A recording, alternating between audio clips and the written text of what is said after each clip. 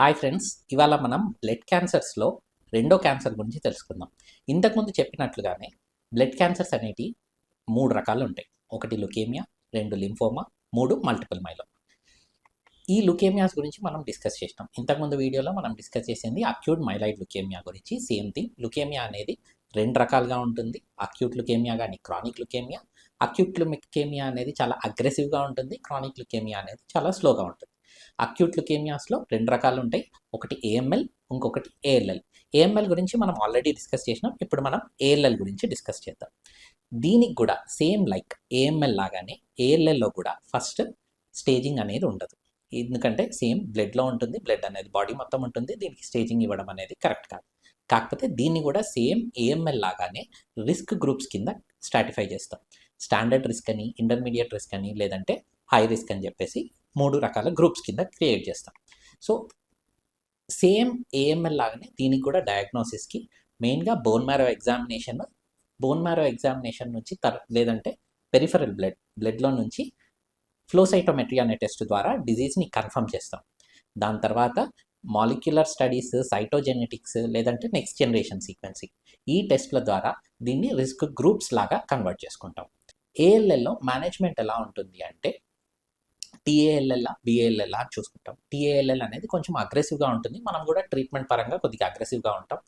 Same TAL అయినా BALL అయినా 3 రకాల రిస్క్ గ్రూప్స్ ఉంటాయి: standard, intermediate and high risk. వీళ్ళకు సో ఫస్ట్ మంత్ అంటే డే 1 నుంచి డే 33, నేను చెప్పేది వచ్చేసి PFM 2002 ప్రోటోకాల్ ప్రకారం. ఇది డే 1 టు డే 33 మనం దీన్ని కీమోథెరపీ ఉంటుంది. ఫస్ట్ మంత్ అంటాం.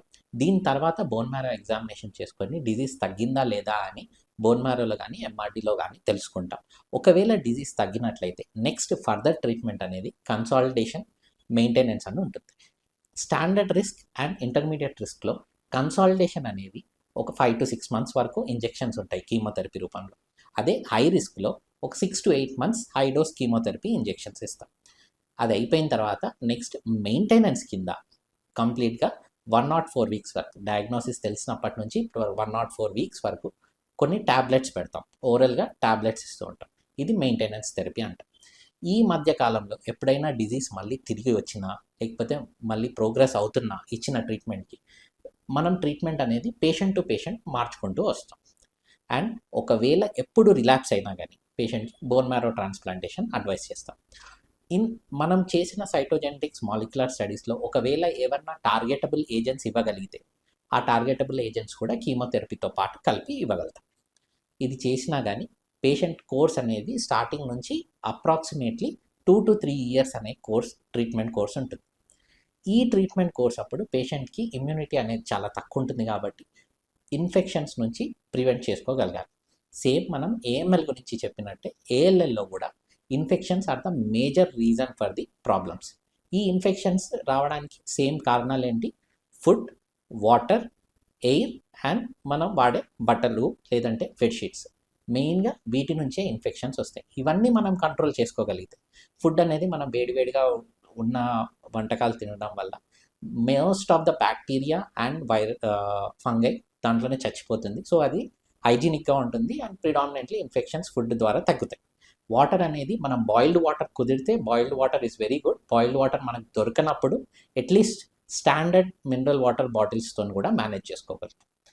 థర్డ్, ఎయిర్ మనం ఆపలేము. కాకపోతే ఈ బయట నుంచి వచ్చే మనను విజిట్ చేయడానికి వచ్చే రిలేటివ్స్ కానీ బంధువులు, వాళ్ళతో పాటు చాలా బ్యాక్టీరియా, ఫంగై వాళ్ళ బట్టల దుస్తుల్లో కానీ వాళ్ళు మాట్లాడే తుంపర్లో నుంచి కూడా వస్తుంటుంది.